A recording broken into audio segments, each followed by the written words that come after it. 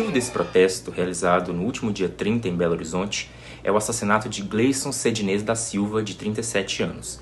Ele foi morto a tiros pela polícia militar no aglomerado Cabana do Pai Tomás. Esse é apenas um exemplo recente de abordagens policiais que geraram revolta na população.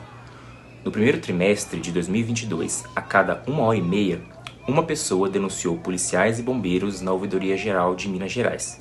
Foram 1.345 denúncias e reclamações, o equivalente a 448 por mês. Em relação à PM, predominam denúncias de abuso de autoridade e pedidos de esclarecimentos em relação à atuação. Também em agosto, um jovem de 23 anos e a namorada dele, de 18, foram agredidos com socos por um policial militar na cidade de Paianeiras, na região central do estado. Em outro episódio, registrado em Juiz de Fora, policiais foram acusados de uso excessivo de força em uma abordagem.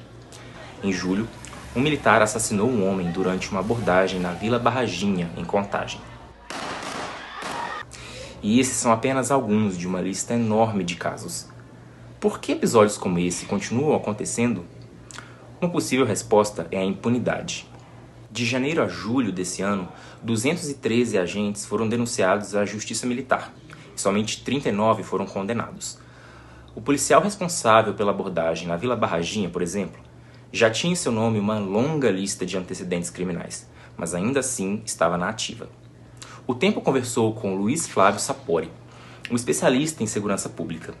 Na análise dele, uma postura mais incisiva da polícia e do governo de Minas em condenar os abusos poderia ser um bom começo na resolução desses problemas. E o que disse a polícia?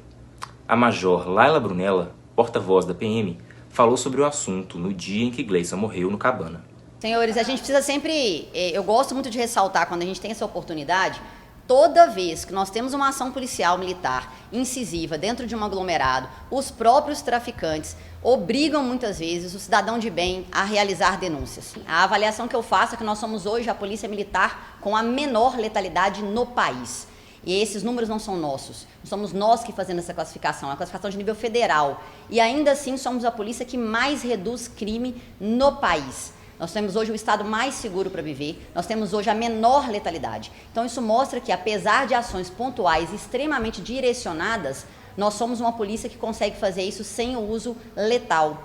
Nós ainda temos um indicador extremamente baixo. E somos uma polícia ilibada, que se erramos, punimos os nossos policiais militares, às vezes até com exclusão.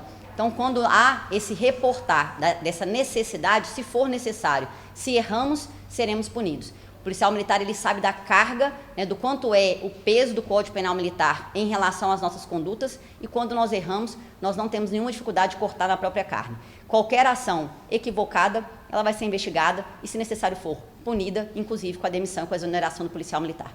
E a população? O que pode fazer para mudar esse quadro? As denúncias podem ser uma boa ferramenta nesse sentido. Os especialistas alertam que, apesar de altos, os números ainda não refletem totalmente a realidade. Muitos casos de abuso e uso excessivo da força não são denunciados, seja por medo, por falta de informação das pessoas sobre os próprios direitos ou por não saber a quem recorrer.